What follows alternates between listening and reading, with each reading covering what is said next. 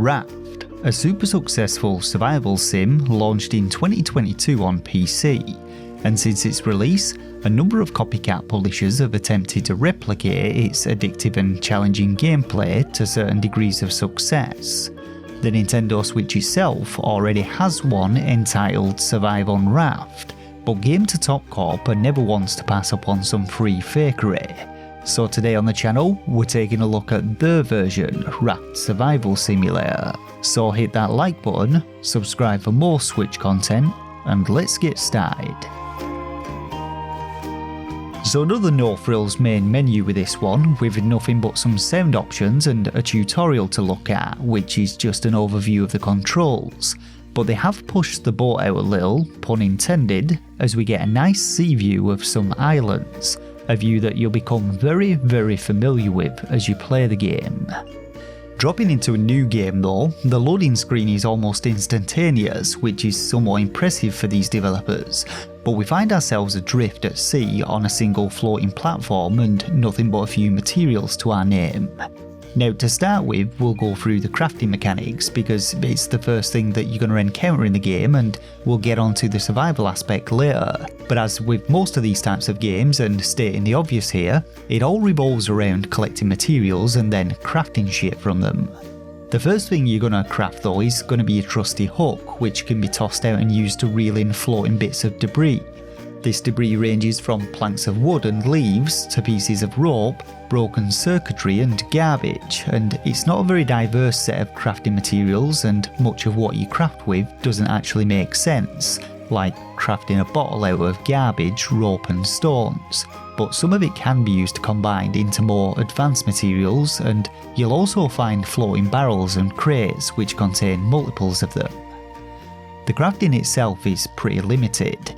You have a few different utilities you can construct, such as water filtration systems, a fire to cook on, and a chest to store some materials in, and you also have a couple of different hooks and a rod to catch fish with, but as you'll soon see, all but one of these actually matters in the long run. You also have weapons that you can craft, some of which, such as the hammer and the axe, double up as construction tools. And finally you have the components that I mentioned, allowing you to change things like leaves into rope somehow. On the building side of things, you have an assortment of platforms, walls, windows and doors, all of which take wood to craft, and it's as simple as equipping a hammer and then selecting them from a menu before placing them onto existing structures. And finally you have a few different decorative items should you want to spruce the place up a bit.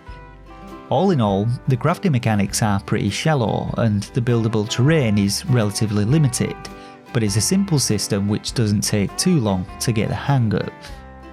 Now when it comes to the survival mechanics, in the early game you'll spend a lot of time tossing and tugging as you scavenge for materials to expand your floating aboard and protect it from the encircling shark, who will attempt to eat segments of your boat at set intervals.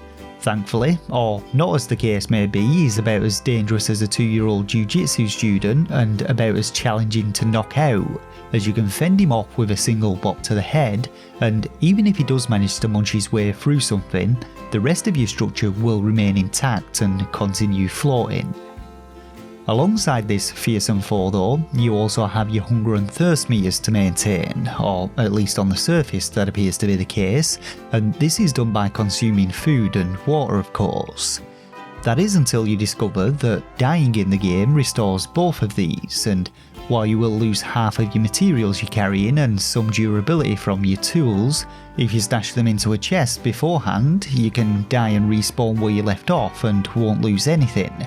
So in essence, the survival mechanics in the game are rendered meaningless. Now I mentioned before that all but one of the utilities are completely worthless, and after you've scavenged yourself a few materials and extended your boat out a little, you're going to want to craft yourself some nets. These not only act as platforms for you to stand on, but also capture any floating loot that hits them, which once you've expanded to the maximum width covers 90% of the spread of them, meaning that the hooks also become entirely useless.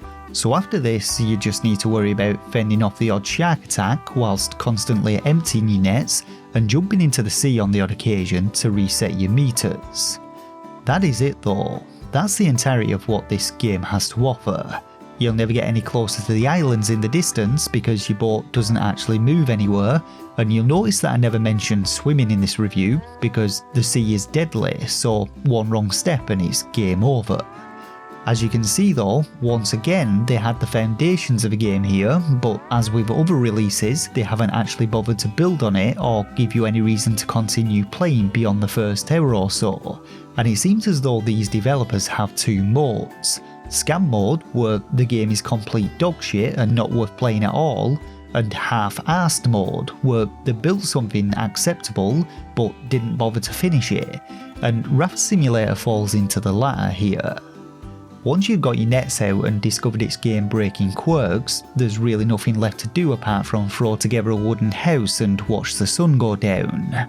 The game does have sails you can place down, which you might expect would increase your speed, enabling you to collect materials faster, but no, even this doesn't work. And there's also a bug whereby attempting to destroy your platform instead leaves it in place but rewards you the materials as though you had destroyed it. So even collecting wood becomes an effortless task, and you'd probably have a more enjoyable time downloading one of the free-to-play mobile variants of the game out there.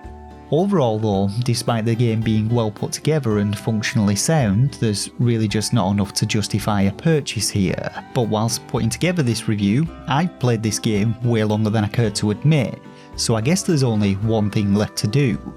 Raise that pirate flag and continue sailing onwards to oblivion, towards those islands that I'll never ever reach.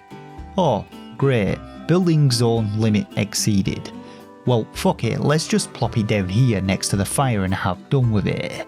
Oh look, it's Midnight Works logo in a GameToTop game. Guess that confirms it once and for all then that these scammers are one in the same. Anyway, I'm done with this one. I do hope you enjoyed this review, and if you did, drop a like, leave your thoughts and opinions down below, and subscribe to the channel for more Nintendo Switch content.